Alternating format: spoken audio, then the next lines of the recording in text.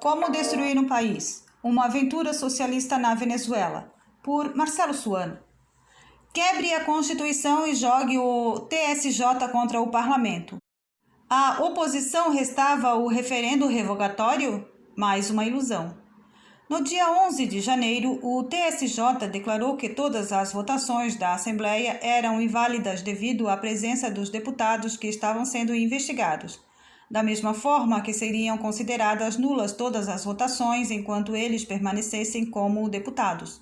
No dia 13, a LUP acatou a decisão e afastou os 3 deputados, que, segundo informou, remeteram cartas pedindo desincorporação da Assembleia, acreditando que, mesmo que ela fosse reduzida de 167 para 164, isso diminuiria o quórum, mas manteria a maioria de 2/3 para os opositores.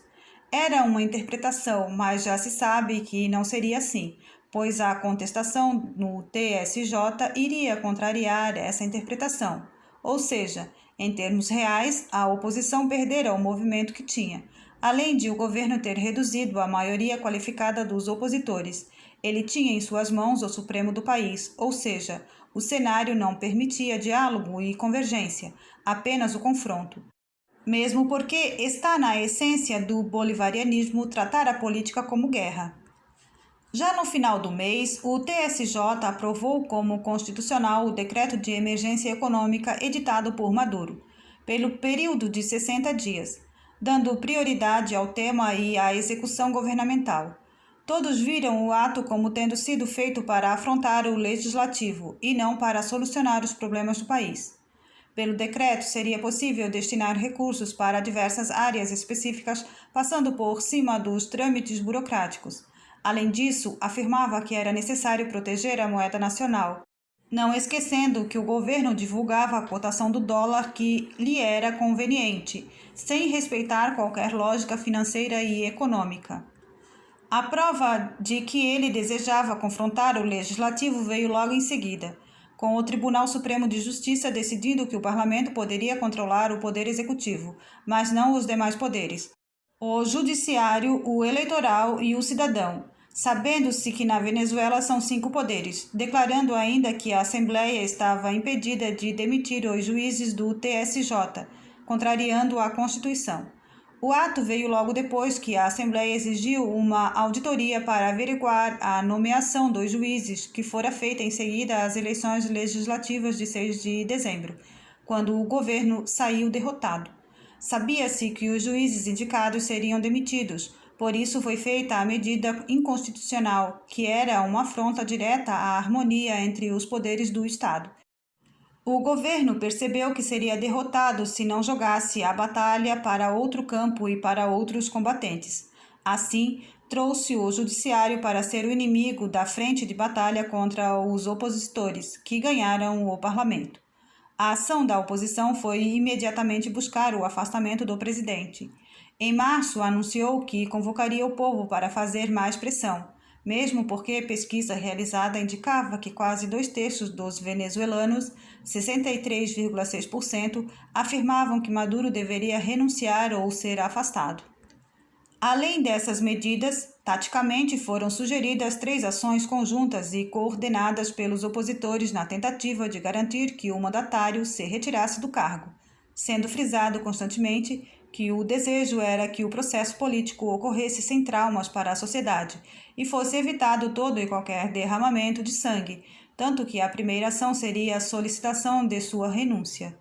E tal pedido viria com a garantia de que o afastamento seria executado dentro de um acordo para a sua saída. Nele havia um consenso mínimo entre os opositores e os bolivarianos, levando-os a entender que não havia mais condições de permanência de Maduro para a superação da crise econômica, política e social, a qual ocorria graças especialmente à perda de sua credibilidade perante o povo, a perda da credibilidade do regime perante a comunidade internacional e ao desprestígio da Venezuela perante o sistema internacional. A segunda ação seria a entrada com o pedido de convocação do referendo revogatório do mandato presidencial, que é uma medida prevista na Constituição e representa ação política dentro da normalidade democrática. Conforme consta, A possibilidade de afastamento é prevista em lei pelo artigo 72 da Constituição venezuelana, a qual descreve, aspas, artigo 72. Todos os cargos e magistrados eleitos são revogáveis, depois de metade do período para o qual o funcionário foi eleito. Um número não inferior a 20% dos eleitores inscritos na circunscrição correspondente poderá solicitar a convocação de um referendo para revogar o seu mandato. Quando um número igual ou maior de eleitores ou eleitoras que elegeram o funcionário ou funcionária tiverem votado a favor da revogação, desde que um número de eleitores ou eleitoras igual ou superior a 25% dos eleitores registrados ou registradas tenha comparecido ao referendo, seu mandato será considerado revogado e procederá imediatamente para cumprir a falta absoluta de acordo com as provisões desta Constituição e da lei. A revogação do mandato dos órgãos colegiados será realizada de acordo com o que estabelece a lei, durante o período para o qual o funcionário foi eleito. Não poderá ser feito mais do que um pedido de revogação do seu mandato, fecha aspas. Ou seja, baseado nesse artigo, no caso de Maduro, independentemente do dia exato em que se pode considerar o início do seu mandato presidencial, já que há discussões sobre 3 datas possíveis, a hipótese mais distante é que o pedido seria legal a partir do dia 19 de abril de 2016, quando teria transcorrido mais da metade do tempo do mandato presidencial de 6 anos.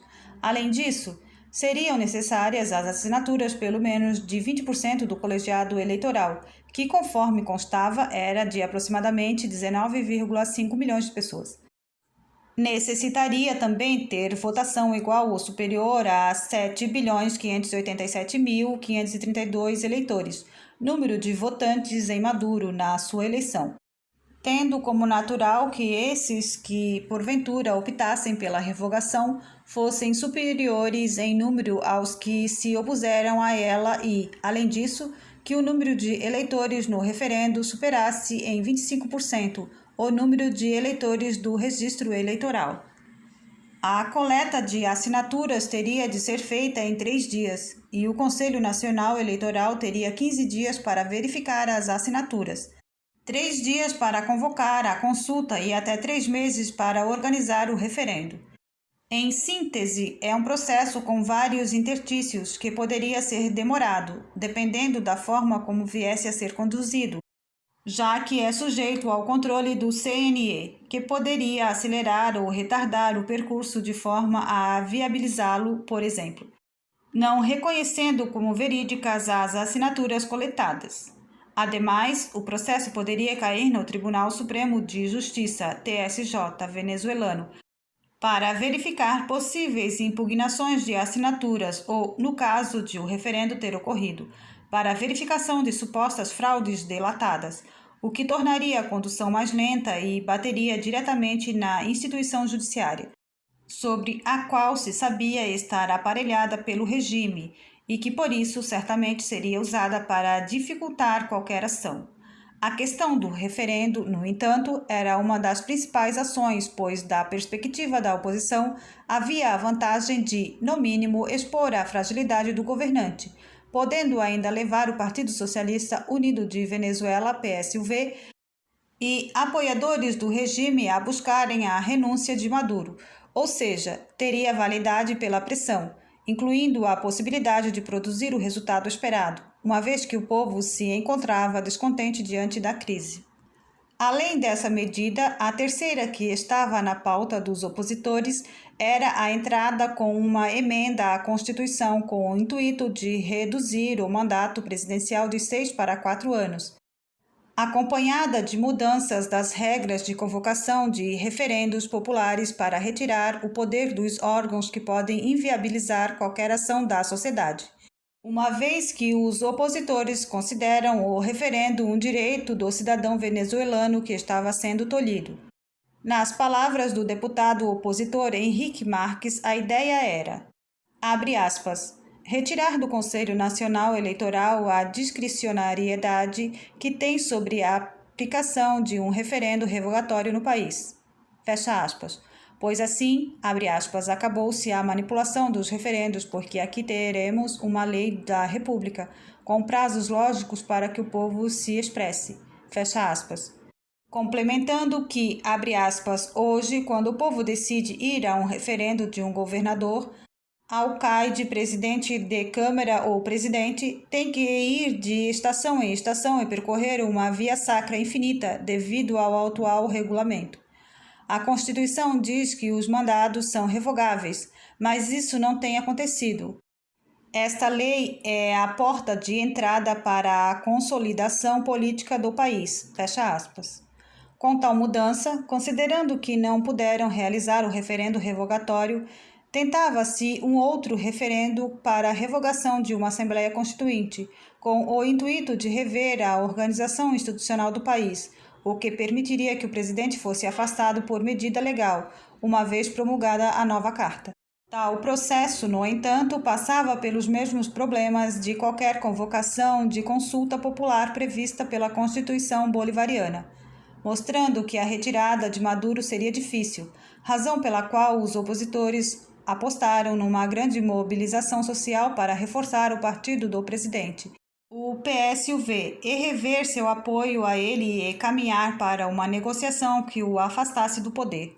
Em qualquer situação, os cenários eram de que a crise do país e o embate entre governo e oposição na Venezuela não se encerrariam. Pelo contrário, a grande probabilidade era de derramamento de sangue, tal qual vimos em 2017.